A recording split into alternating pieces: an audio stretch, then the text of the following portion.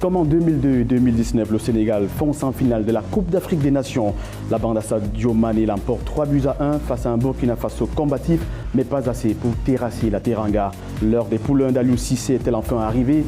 Nos consultants à plateau nous diront ce qu'ils en pensent. Bienvenue sur Africa 24 Football Club, votre quotidienne qui débriefe et analyse les rencontres de la Coupe d'Afrique des Nations en terre camerounaise. Sur le plateau avec moi, Philippe Bureau. Bonsoir et bienvenue. Bonsoir Africa 24. Comment allez-vous ce soir? Ça va super. Sifrid Ntoné, bienvenue. Bienvenue, merci. Une fois de plus, c'est un réel plaisir d'être avec les téléspectateurs d'Africa 24 Football Club. Sénégal 3, Burkina Faso 1. Le duel ouest-africain a tourné en faveur des compatriotes de Sadio Mané. Oui, je pense que c'est logique au vu de tout ce que le Sénégal a présenté durant tout ce tournoi. On a vu un Sénégal conquérant qui est parti tout en douceur et là ils sont montés en puissance et je pense que la victoire est méritée. Ils ont montré une fois de plus que c'est un candidat sérieux au titre final comme on l'a prédit depuis le début de la compétition. Sadio Mané, buteur, double passeur décisif. Est-ce que le moteur diesel s'est activé en ce joueur? Déjà, je ne pense pas que ce soit un moteur diesel. Je pense que c'est un moteur super plus. Il a prouvé encore une fois qu'il était un des meilleurs joueurs du monde. Il mène son équipe. C'est un leader technique, c'est un leader charismatique et il a du talent. Avec des joueurs de talent, ils ont maîtrisé le match parfaitement ce soir. Mais on a vu un début de rencontre très difficile pour le Sénégal, où toutes les actions étaient menées par le Burkina Faso. Depuis le début de la compétition, le Sénégal a des entames de match pas faciles, mais au fil des rencontres, ils montent en régime et ils finissent fort et ils se sont qualifiés pour la finale très, très justement. Sifrid, on a vu un Sénégal avec un 11 entrant différent du précédent match, notamment en charnière centrale. Est-ce que Aliou Cissé s'est dit, pour aller loin, il faudrait resserrer la défense, parce qu'il faut dire qu'en face, le Burkina Faso est très prolifique jusqu'ici? Le gros problème, le souci qu'avait toujours eu Aliou Cissé, voire les entraîneurs sénégalais, ça a toujours été le fait qu'ils aient des fortes individualités mais un collectif faible. Je pense que Aliou Cissé a appris de ses erreurs dans les éditions précédentes de Coupe d'Afrique et au vu du temps qu'il a déjà passé en tête de cette sélection, il a compris qu'au-delà des individualités, il fallait créer un collectif, un groupe. Et la force du banc de touche fait qu'aujourd'hui, son banc de touche, il peut piquer n'importe qui, il fera le job parce qu'ils sont super motivés et ils ont compris, ils ont appris. Et je me dis que franchement, c'est une équipe, comme je l'ai pensé depuis le début, très très sérieuse.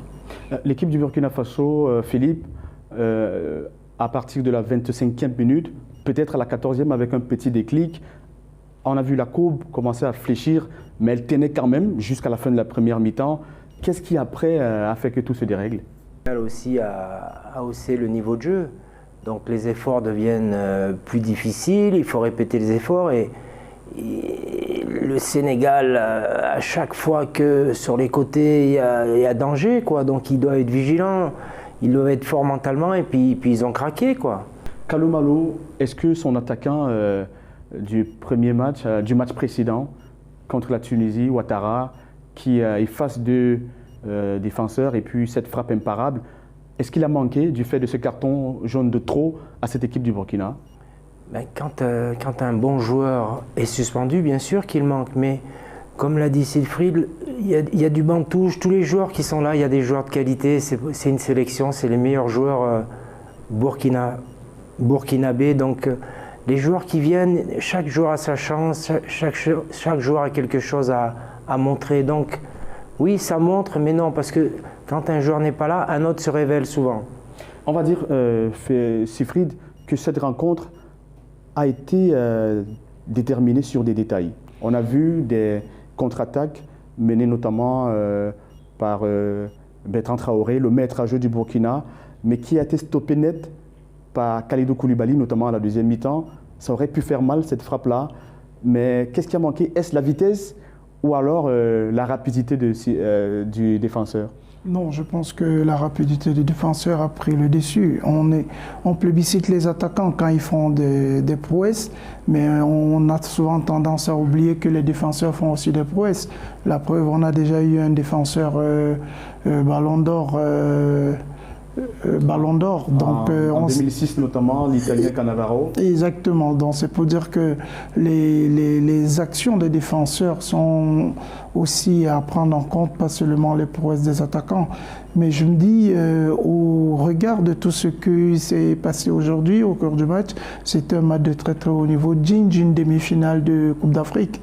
Comme quoi c'est une compétition à prendre au sérieux et on comprend très vite, nous sommes fiers que le football africain a pris beaucoup plus de valeur qu'on en pense.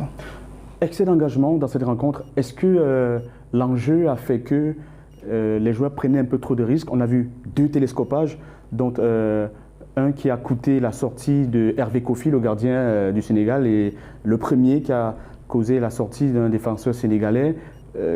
Qu'est-ce qui explique ce genre de situation au cours d'un match comme celui-ci?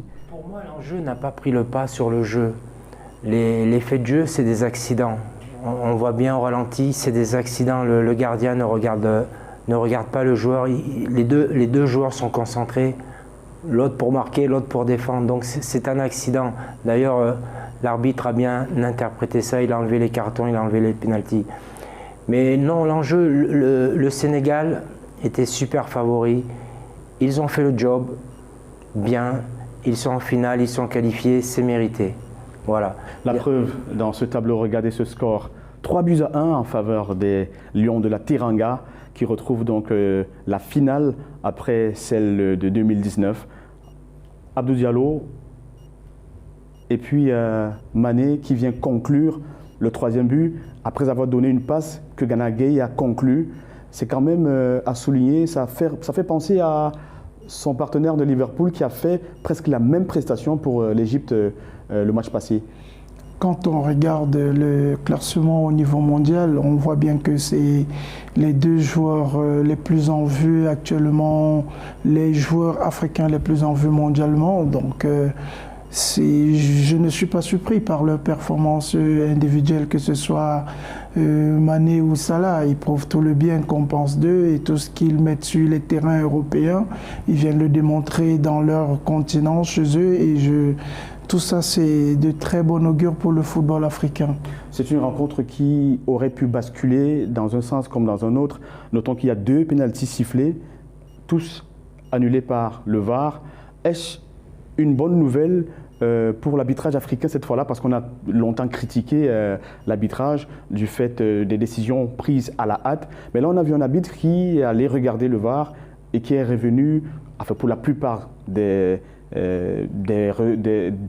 spécialistes de foot, ils se disent les décisions ont été justes. Est-ce que vous partagez cet avis? Moi, le premier, j'ai été celui qui a le plus décrié les arbitres sur ce plateau. Je suis un consultant fier aujourd'hui parce que l'arbitre a pris ses responsabilités. Il a été psychologue, il a analysé les situations. Philippe l'a si bien souligné. Il y avait de l'engagement, ça n'avait rien à voir avec l'enjeu. Le jeu est fait ainsi. L'arbitre a pris sa responsabilité et toutes les décisions ont été prises en âme et conscience, en professionnel. Je pense que l'arbitrage africain aussi s'est mis au diapason de la compétition et nous ne pouvons qu'en être fiers. Autre fait, Philippe, ces 2 équipes en demi-finale ont des entraîneurs africains comme manager de l'équipe.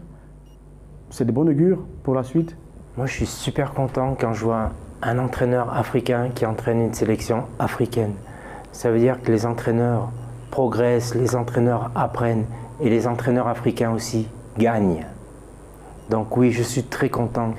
Aliou Cissé qui est à la tête des Lions depuis un bon moment et je pense qu'il fait du super boulot, quoi. Philippe, Siegfried plutôt, on a cette rencontre, c'est la 14e entre les 2 sélections ouest-africaines. Jusque-là, c'était 12 rencontres avec 3 victoires en faveur du Sénégal et 2 pour le Burkina Faso, le reste étant des nuls. Aujourd'hui, 13e match, le Sénégal passe à 4 victoires, mais au cours d'un match très important parce que jusqu'ici, précisons-le, c'est la toute première fois que les deux équipes se rencontrent à cette phase d'une compétition majeure comme la CAN. Est-ce que ces statistiques, parfois, on a l'impression qu'il est difficile de s'en départir? Non, on ne peut pas s'en départir. Ce que on ne tient pas souvent en compte, c'est l'évolution de l'autre pays. Quand on parle du Burkina, on a tendance à oublier que c'est le malheureux finaliste de la dernière Coupe d'Afrique. Donc ils ne sont pas là au hasard, ils travaillent. Et quand on les voit jouer, on sent une équipe qui a un schéma préférentiel, qui ont des individualités, qui ont un collectif. Donc le Sénégal savait très bien qu'ils auront du fil à retordre avec cette équipe. Et l'ensemble du match nous l'a démontré à suffisance. Donc je pense que la victoire du Sénégal est méritée, mais le Burkina ne l'a pas déméritée non plus. Bertrand Traoré de retour, on le voit, on voit l'impact sur le match, mais il n'y est pas arrivé en fin de compte. Qu'est-ce qui a manqué à ce joueur de talent? Je pense qu'il était peut-être un peu fatigué. Après un mois de compétition, j'adore ce joueur. Pour moi, c'est un super joueur qui n'a pas été bien traité à l'Olympique Lyonnais. Mais j'adore ce joueur. Voilà, c'est des joueurs de football, c'est des joueurs talentueux, c'est des joueurs qui mènent leur sélection. Je pense qu'il était un peu fatigué. Il a eu le Covid ou pas? Il a eu le Covid. Il a eu le Covid, oui. donc une CAN, c'est très éprouvant aussi physiquement. Mais bon, il a été là, il a amené son équipe en demi-finale et nous allons le revoir très bientôt. C'est un grand joueur. Siegfried, Hervé Kofi, le gardien titulaire qui sort, est-ce que ces 3 buts encaissés par son remplaçant, il aurait pu enlever 1, 2 au moins? Une fois que c'est fait avec les six, on refait toute une nation, on refait toute une vie. Non, je pense que l'entraîneur remplaçant, il n'est pas là au hasard. Il attend, c'est qu'il y a un numéro 1 qui est vraiment à la hauteur, qui est meilleur, qui est bon. C'est pour ça qu'il est numéro 1. Et on a vu, ça s'est vu durant tous les matchs du Burkina pendant la compétition. Le deuxième, il n'était pas mauvais, il est rentré en jeu, mais sauf que en face, il avait des attaquants qui étaient prêts, qui étaient lucides. Et vous avez vu le 3e but, c'est de toute grande classe, d'une simplicité, c'est pas donné à tout le monde. Moi, ça me rappelle un aîné, Jeanne Keke, qui avait cette finesse. Donc Sadio Mané, il restait dans la classe des très très grands attaquants. Vous regardez Africa 24 Football Club, votre quotidienne débrief aujourd'hui les demi-finales disputées entre le Burkina Faso et le Sénégal. On se retrouve juste après.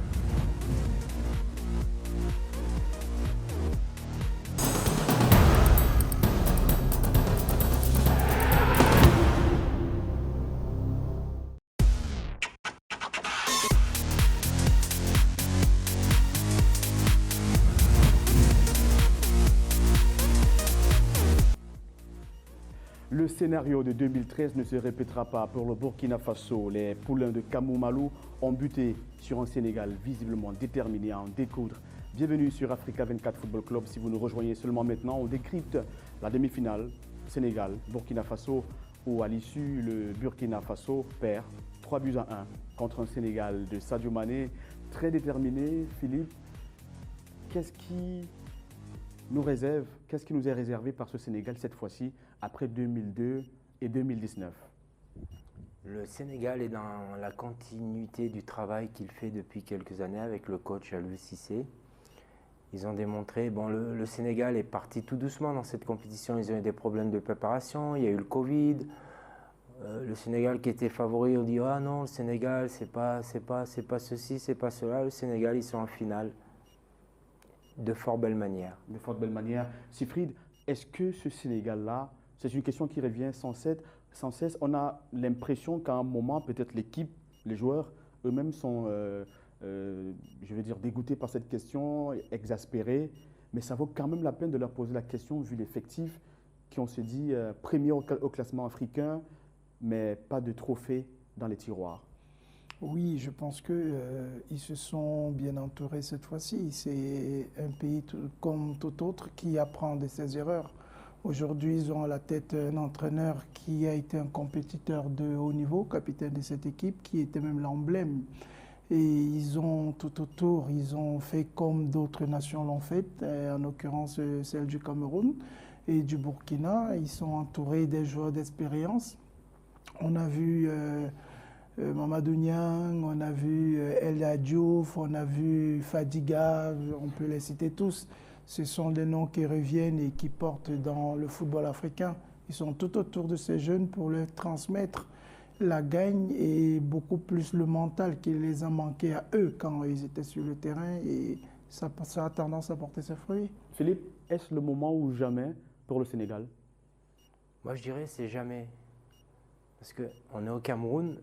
Moi, je veux que cette CAN reste au Cameroun. Et avec tout l'amour que j'ai pour le Sénégal, là, présentement, je dis jamais.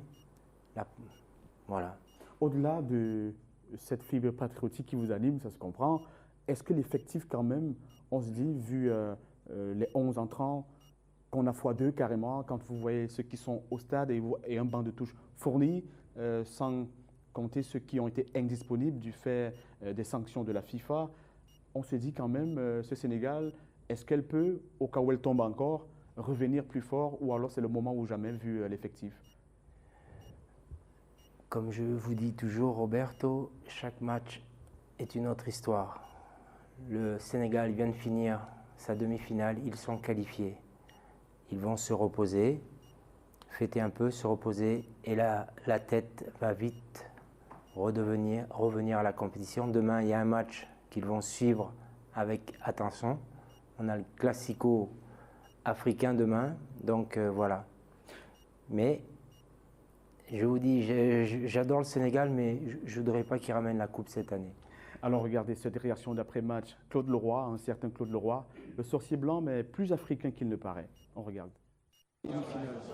Fabuleux, je n'irai pas jusque-là, mais une très bonne première demi-finale avec un Sénégal qui petit à petit a marqué son empreinte dans cette rencontre et qui logiquement s'est qualifié. Les Burkinabés ont fait 45 premières minutes très très solides. Et puis après, il y a eu Moulaya qui a été remplacé, qui jouait un rôle très important techniquement.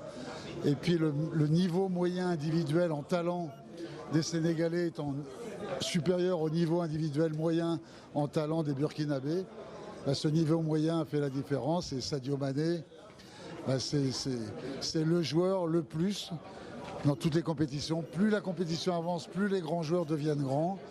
Mohamed Salah est de plus en plus grand, Sadio Mané lui aussi de plus en plus grand, plus la compétition avance. Donc victoire logique du Sénégal face à une équipe du Burkina solide et qui a tout tenté, qui a fait le maximum qui était possible alors qu'ils étaient un peu handicapés. Sadio Mané de plus en plus grand, Mohamed Salah de plus en plus rassurant. Les cadres de Liverpool assurent. Je dirais que c'est pareil pour les cadres du Paris Saint-Germain. On a vu Diallo qui a marqué, on a vu Gueye qui a marqué. C'est pour dire qu'au grand match, les grands joueurs, on parlera toujours de grands matchs parce qu'en face, il y a des grands joueurs. Et ces joueurs, ils font la différence. C'est pour ça qu'ils sont des grands joueurs. Au niveau du Sénégal, on en compte pas mal. Aujourd'hui, malgré la défaite du Burkina, Traoré, il a été présent. Il a montré tout le bien qu'on sait et qu'on pense de lui. Donc je me dis, le match, il était au niveau parce qu'il n'y avait que des grands joueurs. Alors, est-ce que cette rencontre a montré le visage dont il fallait s'attendre vis-à-vis de ce Sénégal? On a vu un Aliou Cissé qui n'a pas beaucoup exulté après le premier but. Est-ce que c'est parce qu'il a eu une frayère, lui qui, joueur, a forcément vécu des issues des rencontres où l'effectif est là, mais le jeu n'est pas tel qu'on l'attend? Oui, mais comme vous venez de le dire, il y a des joueurs qui peuvent faire des différences à n'importe quel moment. Aliou Cissé connaît son équipe, il connaît quand elle peut être en difficulté, il sait qu'elle peut sortir de la difficulté, il connaît ses joueurs. Il n'exulte pas, il n'a pas exulté sur le match parce qu'il sait que c'est une demi-finale, le match n'est pas fini, mais je pense que je sens une osmose avec ces joueurs. Et quand un joueur sort, il embrasse le coach, c'est pas une tape dans la main, souvent il y a une accolade, un hug, comme voilà, il y a de l'amour. Il y a de l'amour. Sifrid, Aliou Cissé, en 2002, il était déjà là en tant que joueur, capitaine de cette sélection sénégalaise. En 2019, il était encore là, mais cette fois-là sur le banc de touche. Il doit quand même en avoir marre 2 Coupes d'Afrique perdues en finale. Ça fait trop? Oui, mais sauf que les matchs se suivent, ils ne se ressemblent pas. C'est comme les jours. C'est pour ça que ce sport, il est passionnant. On peut remettre le Burkina et le Sénégal demain, vous verrez que ce ne sera pas la même chose. Il peut perdre autant de fois et gagner autant de fois. Il aura toujours la même niaque, la même passion et la même détermination quand il reviendra demain. C'est un professionnel. Il sait que un match se gagne quand l'arbitre a sifflé et à la fin. Il sait aussi qu'il peut perdre un match tant que l'arbitre a sifflé, que le score est en sa défaveur. Donc il s'attend à tous les scénarios, quoique il met les meilleurs éléments sur le terrain pour gagner. Philippe, pour le Burkina Faso, c'est 2013, la dernière année où cette belle équipe, amenée par Jonathan Pitroapa, a foncé en demi-finale. Cette fois-ci, ce n'est pas arrivé, mais les factifs quand même, on se dit, a du potentiel pour les prochains rendez-vous peut-être. Le Burkina, c'est une équipe qui est constante. Ils sont là toujours, ils font leur petit chemin, et puis il y a toujours un grand joueur dans cette équipe. Il y avait, comment il s'appelle Jonathan Pitroapa. Jonathan. Là, il y a Bertrand Traoré. Donc, par génération, il y a toujours un super joueur burkinabé qui est là. Et c'est une équipe qui n'est pas facile à jouer. Bon, aujourd'hui, la marche était trop haute. Voilà, c'est tout. Et ils n'ont pas démérité. Ils ont fait une très bonne CAN. Mais je pense que la marche sénégalaise était trop haute pour eux aujourd'hui. Une marche très haute, mais qui ne s'est pas laissé voir comme telle les 30 premières minutes du match, quasiment dominé par le Burkina Faso, Siegfried. Oui, parce qu'ils savaient que tout ce qui leur restait sur les jambes, c'est 30-45 minutes maximum, puisque la compétition a été longue. Ils ont eu des cas de Covid, ils n'ont pas été dans un groupe facile. Ils ont commencé par une défaite face aux Lions Indomptables. Ils ont puisé dans leurs réserves pour surmonter ça et continuer la compétition, se qualifier. Ils sont en demi-finale, ça veut dire que c'est mention honorable. Donc je me dis, le Sénégal les a pris à l'usure. Ils n'avaient que 45 minutes, ils ont tout donné à ce moment-là. Et si vous regardez bien, ils ont remis lors des dernières minutes de ce match un peu d'énergie pour pouvoir revenir au score. Et après, ils se sont fait punir. C'est la loi du jeu. Philippe, une énergie qui est peut-être restée lors de cette prolongation et même au tir au but, on a vu près de 9 tirs. Peut-être une énergie qui est restée à cette phase-là. Mais on arrive à presque un mois de compétition. Les organismes sont fatigués. C'est vrai qu'en huitième, en quart, quand on va en prolongation, en séance de tir au but, ça compte, ça compte. Ça compte. La récupération, ça veut dire qu'au-delà de ce qu'on voit au stade, il faut avoir l'équipe qui va avec, des kinés et tout. C'est une équipe complète qu'il faut. Vous savez maintenant, toutes les sélections africaines, comme je vous dis, il n'y a plus de petites équipes. Toutes les équipes ont progressé à tous les niveaux. Au niveau du staff, au niveau du docteur, au niveau de tout. Donc, toutes les équipes sont bien encadrées et tout le monde sait bien se préparer. Tout le monde sait bien se reposer. Siegfried, tout à l'heure, vous avez cité El Hadj Diouf et Khalilou Fadiga, entre autres, des grands frères qui sont venus soutenir cette nouvelle génération. De l'autre côté, on a Aristide Bancier qui joue également ce rôle très important dans le dispositif des étalons. Oui, c'est important. Les joueurs qui ont une certaine expérience apportent leur maturité, leur gestion des émotions et les préparations des matchs à leurs jeunes frères qui leur ont vu et qui les prennent par exemple. C'est un plus. C'est pas un fait nouveau, c'est pas une particularité africaine. Et ça se voit dans d'autres pays lors des championnats européens ou bien des Coupes du Monde. Donc je me dis, l'apport des anciens et surtout de les savoir aussi encadrés par ceux-là, c'est un plus énorme qui n'est pas négligeable. Alors, rappelons quand même que le Sénégal est lancé, en dehors de cette finale qui lui a ouvert les bras, est lancé dans la phase match de barrage pour la Coupe du Monde. C'est intéressant, on s'est dit, ok, en perspective, 2 jolis rendez-vous, il faut tout donner. Je ne pense pas qu'il soit en perspective, non. Je pense que le Sénégal a la finale de la CAN dans la tête. Le match de Coupe du Monde va venir après ça. Là, je suis sûr que personne ne pense à ce match. La tête est à la finale. Après la finale, ils vont penser à ce match de Coupe du Monde. Mais là, personne ne pense à ce match de Coupe du Monde. Sifrid, vous coach du Sénégal, qu'est-ce que vous dites à vos joueurs cette fois-ci pour que la Coupe rentre à Dakar? La première des choses que je leur dirais, c'est de savourer le moment présent. Vous savez, quand on vient de finir un match comme celui-là, on est qualifié. Pardon, si on se projette tout de suite vers le prochain, on laisse de l'énergie. On prend le temps de se relaxer, de savourer. C'est des professionnels, ils savent comment ça se passe. Et très vite, ils vont revenir bien observer le match de demain, recharger les batteries et après, ils vont se dire, écoutez les gars, sur notre maillot, et je pense que ça va être le discours d'Aliou Cissé, c'est la foi ou jamais. Il faut qu'on saisisse l'opportunité de la génération que nous avons, une génération dorée, de pouvoir mettre une étoile sur notre maillot. Africa 24 Football Club, votre quotidienne a débriefé les demi-finales Burkina Faso-Sénégal, remporté 3-1 par les Lions de la Teranga. Restez en compagnie des éditions d'information d'Africa 24. On prend rendez-vous pour les prochaines. Au revoir. Philippe, merci d'avoir été là. Je peux dire un dernier petit mot? Bien sûr, rapidement. J'ai mon frère Jules-François Bokandé, qui était un des grands joueurs sénégalais, qui doit être très fier de la qualification de son pays, de son équipe, et tous les joueurs l'adoraient. Voilà.